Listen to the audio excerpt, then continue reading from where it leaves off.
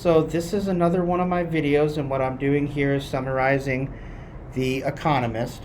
And as always, it's breaking down into three sections: organizations that were mentioned, security issues, and tantalizing tangibles.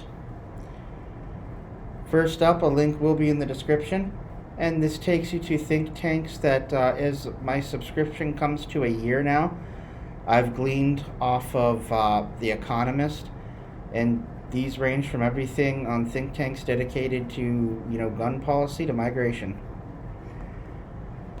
All right, so I'm a veteran Navy, so this is a big one. Red Sea rising.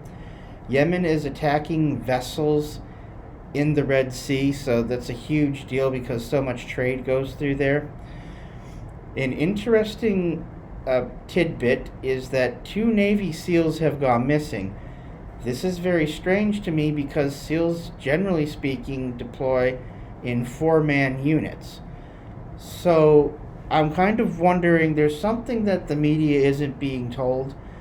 So I'm wondering how this happens. What were these SEALs' missions? Of course, because they're Navy SEALs, we want to assume it has something to do with the water, but it may very well not. So how did they get separated and whatnot? That's all going to be some very interesting stuff. Thus far, Yemen has failed to sink any of these vessels.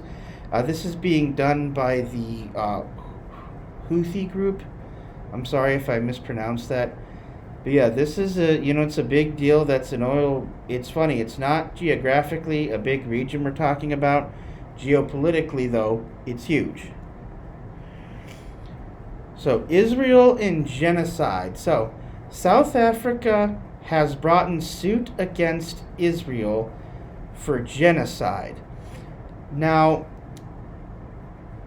could this be an honest, heartfelt gesture from the President Ramaphosa, I think his name is? Or is this some kind of BRICS type of stunt? For those of you who don't know, BRICS is an economic group largely made up of countries. It actually stands for Brazil, Russia, India, China, South Africa.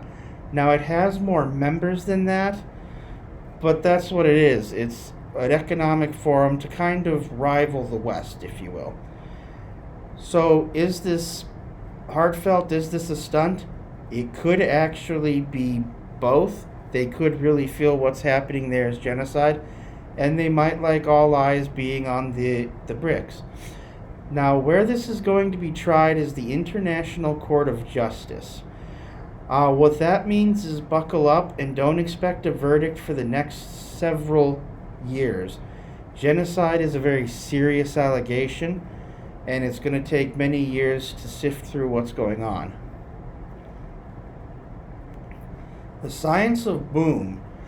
So, when it comes to munitions and artillery, there really hasn't been any work put forward to make them bigger or even to develop that many new propellants or whatever you want to call them, chemicals that blow up. And that hasn't happened for something like, 50 years. It was shocking to me when I read it. The thing is we started getting more into precision. The thing is now is there's, with explosive reactive armor and all that other type of stuff, you need bigger payloads, and we need to change up the actual explosive themselves. Get something that releases energy faster. In other words, more boomier. So for tantalizing tangibles, rise of the super swine.